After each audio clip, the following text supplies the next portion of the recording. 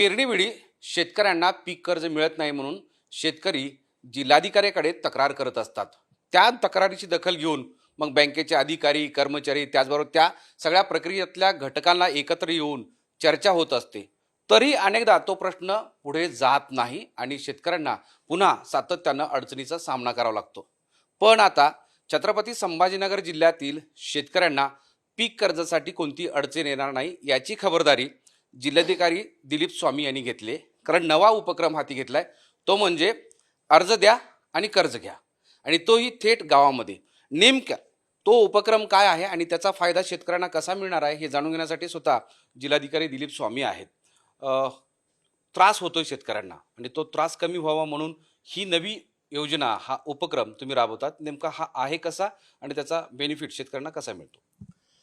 आम्ही मागच्या जिल्ह्यामध्ये अधिकारी शेतकऱ्याच्या बांधावरी हा एक उपक्रम राबवला होता आणि त्यामध्ये जिल्ह्यातील जवळजवळ 150 अधिकारी 1700 शेतकऱ्याच्या बांधावर त्यांच्या शेतात ते जिथं काम करतायत तिथं जाऊन त्यांच्या मुलाखती घेतल्या होत्या, त्यांच्या अडचणी समजून घेतल्या होत्या. आणि त्यामध्ये एक मुख्य अडचण होती पीक कर्जाच्या उपलब्धतेबाबत. बँकेत सहकार्य मिळत नाही, नीट वागणूक मिळत नाही वगैरे वगैरे तक्रारी आल्या होत्या. आणि त्यावेळेस आढावा घेतला असताना आमचं फक्त 40% पीक कर्ज वाटप झालं होतं.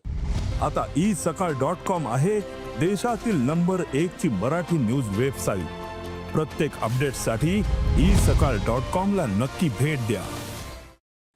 खरं म्हणजे पीक कर्ज हे मृगाच्या आसपास शेतकऱ्यांच्या अकाउंटला जमा झाले पाहिजेत असा आमचा दंडक होता, परंतु ते झालं नव्हतं. म्हणून आता शेतकऱ्यांना बँकेत बोलवत बसण्यापेक्षा, कारण आता पेरणीचे दिवस आहेत, सुगीचे दिवस आहेत आणि शेतकऱ्यांनी बँकेत यावं, ताटकळत थांबावं, त्यांचा दिवस वाया घालावा, याच्यापेक्षा आम्ही असं एक संकल्पना काढली की गावामध्येच कॅम्प लावायचे आणि बँकेचे अधिकारी, आमचे ग्रामस्तराचे सर्व अधिकारी कर्मचारी एकत्र ठेवायचे आणि त्यांच्या माध्यमातून पीक कर्ज उपलब्ध करून द्यायचं. त्या उपक्रमाला आम्ही नाव दिलं अर्ज द्या कर्ज घ्या. इमिडिएट त्याच ठिकाणी आपण ते कर्ज मंजूर करतो आहोत. आणि यामध्ये 373 गावामध्ये, जिल्ह्यातील जवळजवळ 373 गावामध्ये हे आम्ही कॅम्पचं आयोजन केले. 3 दिवस झाले कॅम्प चालू आहेत आणि वर्तमानपत्रात बऱ्यापैकी पॉझिटिव्ह बातम्या आल्या. एका एका ठिकाणी 50-50 लाख कर्ज हे त्याच गावामध्ये त्याच ठिकाणी उपलब्ध करून देण्यात आलेलं आहे. त्या ठिकाणी बँकेचे कर्मचारी अधिकारी असणार आहेत, सहकारी विभागाचे अधिकारी कर्मचारी, तलाठी, ग्रामसेवक, पोलीस पाटील, सरपंच ही सगळी मंडळी एकत्र बसत आहेत.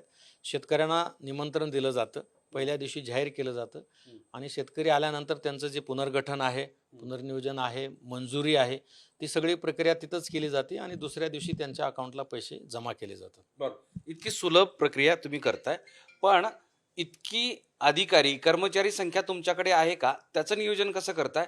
इतक्या सगळ्या एका वेळेस गावागावात पोहोचायचं म्हणजे ते पण कठीण काम आहे. नाही, आपण आता जे शेतकरी अधिकारी बांधावर जे गेले तेव्हा प्रत्येक तालुक्यातले 10-10 अधिकारी आम्ही घेतले होते.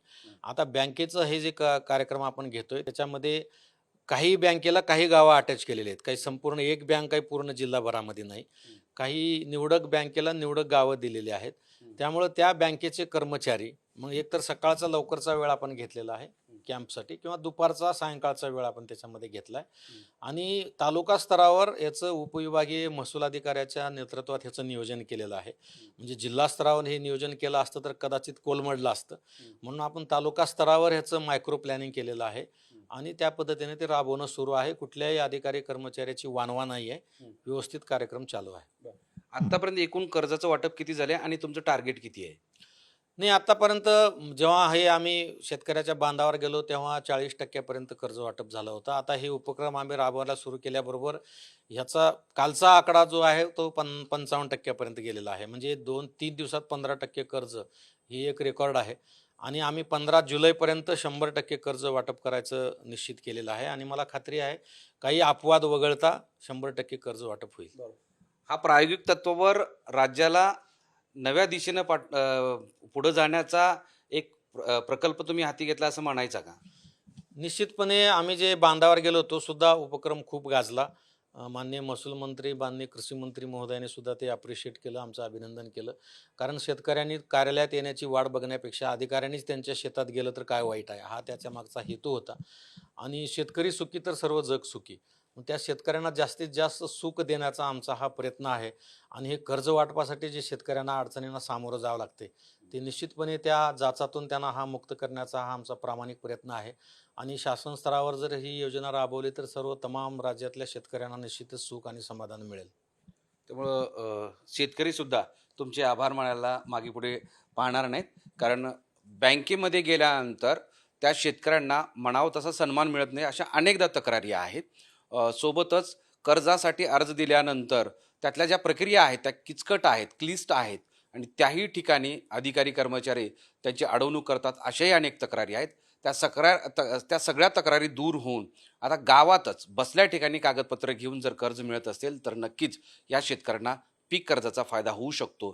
त्यामुळं विश्वास व्यक्त केला जिल्हाधिकाऱ्यांनी की छत्रपती संभाजीनगर जिल्ह्यामध्ये राज्यामध्ये सर्वाधिक पीक कर्ज वाटप केल्याची नोंद होईल. मोहम्मद इरफानचा माधव सावरगावे, साम टीव्ही, छत्रपती संभाजीनगर. देश विदेशातील प्रत्येक घडामोडींचे लाईव्ह अपडेट मिळवण्यासाठी आता साम टीव्हीच्या सर्व सोशल मीडिया प्लॅटफॉर्मला लाईक, फॉलो आणि सबस्क्राईब करा.